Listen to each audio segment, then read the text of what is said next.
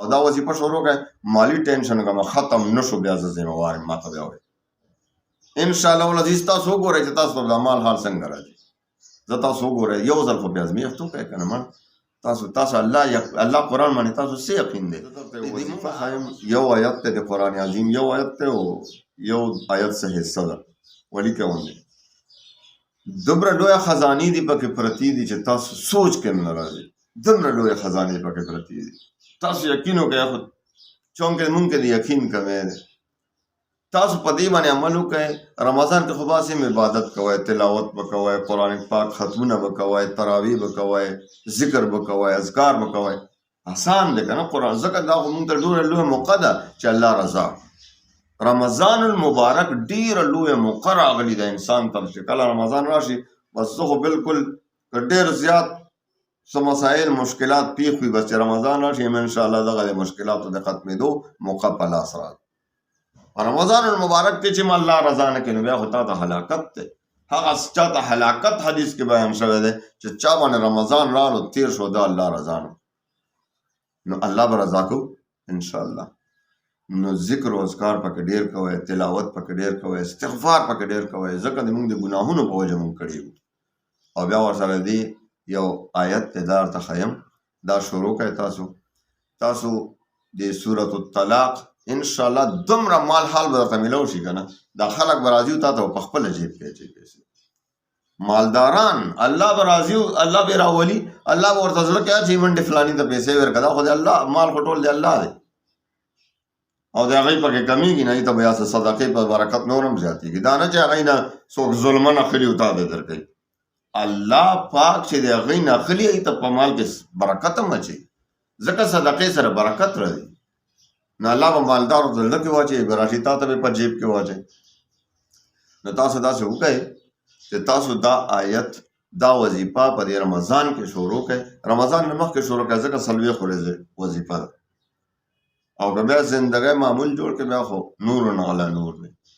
نو تاسو داسې وکړئ چې د سورة الطلاق 2 نمبر آیت څه حصه ده او 3 نمبر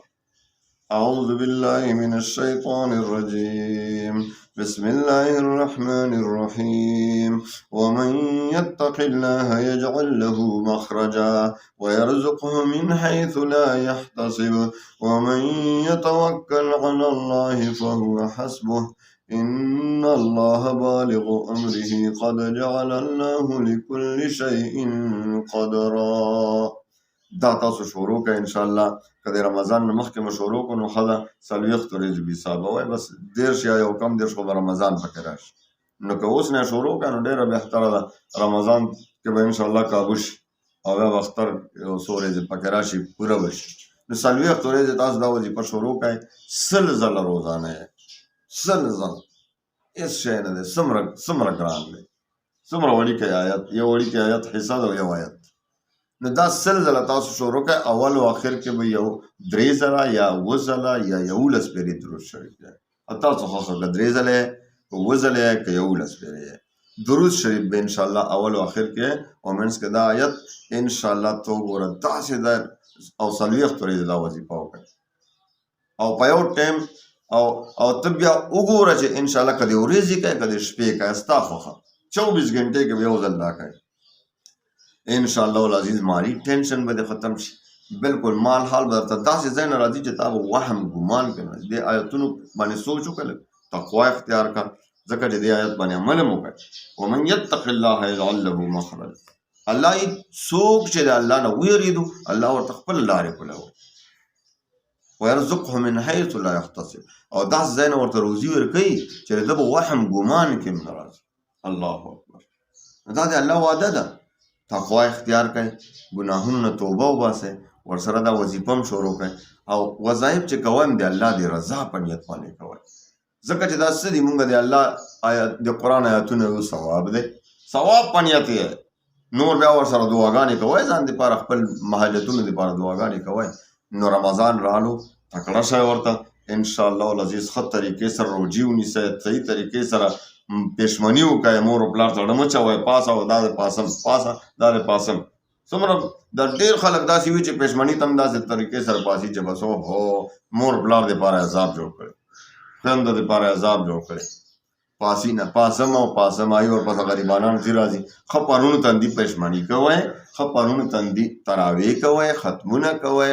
دا خو ایله سیزن دی ایله موقع راغلی ده چې الله رضا کړو انشاءالله استغفار پکې ډېر ډېر وکړئ درود شریف پکې ډېر ډېر وایئ او دا وظیفه شروع کړئ مالي ټینشن کومه ختم نه شو بیا زه ذمہوار یم ماته بیا وایئ انشاءالله العزیز تاسو وګورئ چې تاسو ته د مال حال څنګه راځي زه تاسو وګورئ یو ځل خو بیا ازمیښت وکړئ که نه مړ تاسو الله قرآن باندې تاسو څه یقین دی د مونږ هر مسله چې د قرآن کې حل دی حل موجود دی لیکن څوک شته چې د قرآن نه مدد والی د الله څوک شته چې په دې قرآن یقین وکړي په دې عمل وکړي دا خو قرآن مونږ ته څه دپاره راستولی دی مونږ هرې مسلې حل انشاءالله موجود دی الله مو خوشحاله ساته په دې عمل شروع کړه ټولو ته اجازت دی بس 15 وخته مونځ دا شرط دی پکې او دقه شانتې ورسره رزق حلال طلب